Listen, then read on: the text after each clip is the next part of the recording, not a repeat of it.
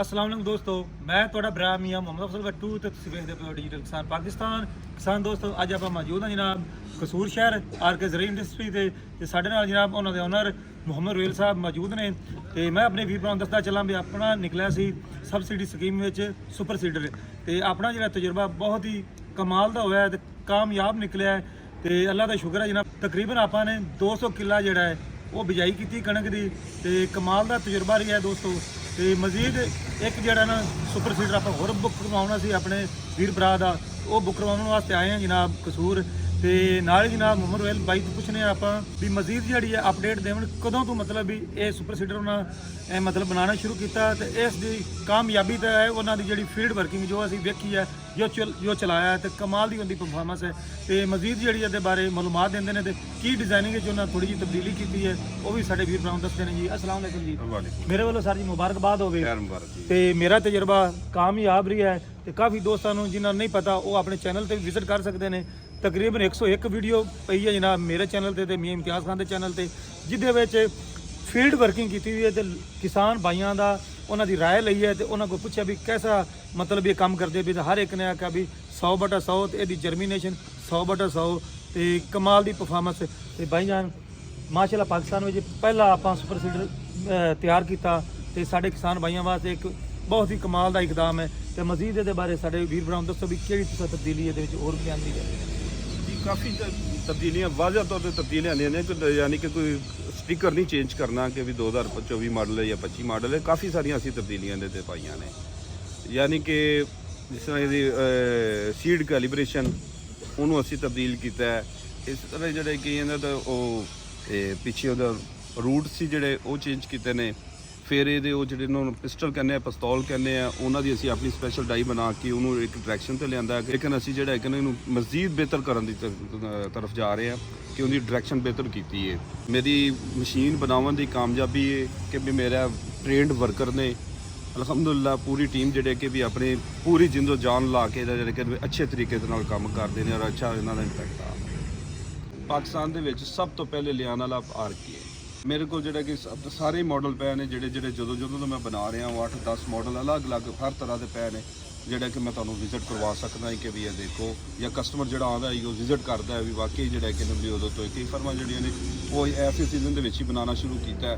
कहेंगे असं काफ़ी देर तक बना रहे हैं, उन्होंने ये तजर्बा ये अंदाज़ा ही नहीं है कि इसका लोड किस तरह से कट करना है। मैं पहले भी काफ़ी दफ़ा दस चुकी हाँ कि भी किसी भी फर्म की मशीन मेरी मशीन के नाल चला के चेक करो, कम अज़ कम 2 लीटर तेल का फ़र्क आएगा, घट खाएगी। ये नहीं मैं कहता कि 5 लीटर खाएगी 6 लीटर खाएगी, मैं कहना कि भी उस ट्रैक्टर नाल मेरी मशीन चलाओ, उस ट्रैक्टर नाल किसी होर फर्म की मशीन चलाओ, 2 लीटर का फ़र्क पैगा। मैनू पता है कि भी वो किस वजह तो लोड लै रही है मशीन, क्योंकि वो ही मॉडल जोड़ा है कि जी जो सारिया फर्मां तकरीबन दे रही ने वो मैं 2022 बना के छड़ दिता है।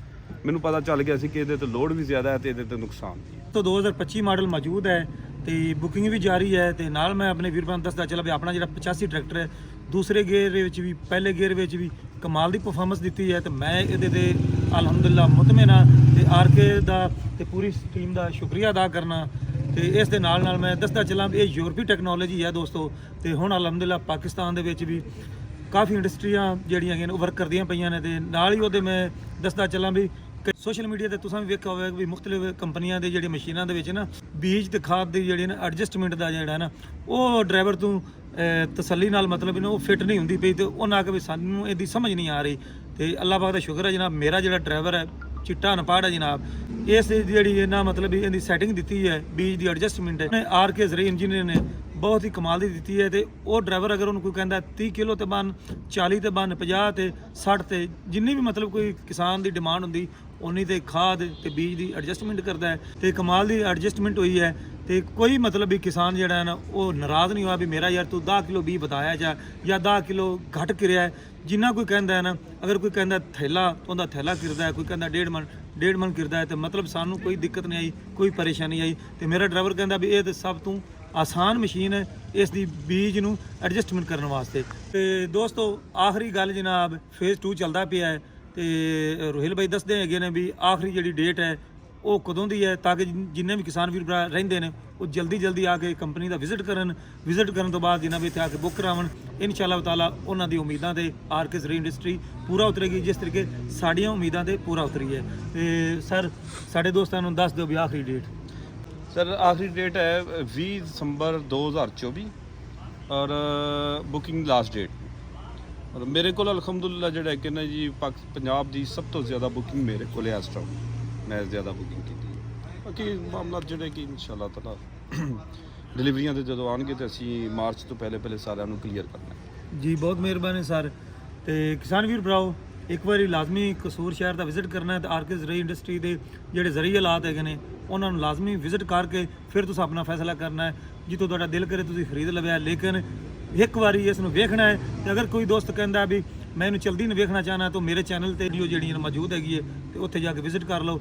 ਅਗਰ ਕੋਈ ਕਹਿੰਦਾ ਵੀ ਮੈਂ ਚਲਾ ਕੇ ਵੇਖਣੀ ਤਾਂ ਆਪਣੇ ਡੇਰੇ ਤੇ ਆਓ ਜਨਾਬ, ਤੁਹਾਨੂੰ ਅਸੀਂ ਚਲਾ ਕੇ ਵੀ ਵਿਖਾ ਦੇਵਾਂਗੇ ਤੇ ਇਨਸ਼ਾਅੱਲਾ ਤਾਲਾ ਤੁਹਾਡੀ ਉਮੀਦਾਂ ਤੇ ਪੂਰਾ ਉਤਰੇਗੀ। ਤਾਂ ਹੁਣ ਮੈਨੂੰ ਜਨਾਬ ਦਿਓ ਇਜਾਜ਼ਤ ਤੇ ਸ਼ੁਕਰੀਆ ਸਰ, ਤੇ ਸ਼ੁਕਰੀਆ ਜਨਾਬ ਸਾਰੀ ਟੀਮ ਦਾ ਜਿਨ੍ਹਾਂ ਦੀ ਅਣਥਕ ਮਿਹਨਤ ਦੇ ਨਾਲ ਅੱਲਾ ਦਾ ਸ਼ੁਕਰ ਹੈ ਵੀ ਇੰਡਸਟਰੀ ਵੀ ਚੱਲਦੀ ਹੈ, ਜ਼ਰਾਅਤ ਵੀ ਚੱਲਦੀ ਹੈ ਤੇ ਮੁਲਕ ਦੀ ਮਈਸ਼ਤ ਵੀ ਚੱਲਦੀ ਹੈ ਤੇ ਪੂਰਾ ਪਾਕਿਸਤਾਨ ਚੱਲਦਾ ਹੈ। ਤੇ ਹੁਣ ਮੈਨੂੰ ਦਿਓ ਇਜਾਜ਼ਤ, ਤੁਹਾਡਾ ਭਰਾ ਮੀਆਂ ਮੁਹੰਮਦ ਅਫਜ਼ਲ ਬੱਟੂ। ਅੱਲਾ ਹਾਫਿਜ਼। ਪਾਕਿਸਤਾਨ ਜ਼ਿੰਦਾਬਾਦ।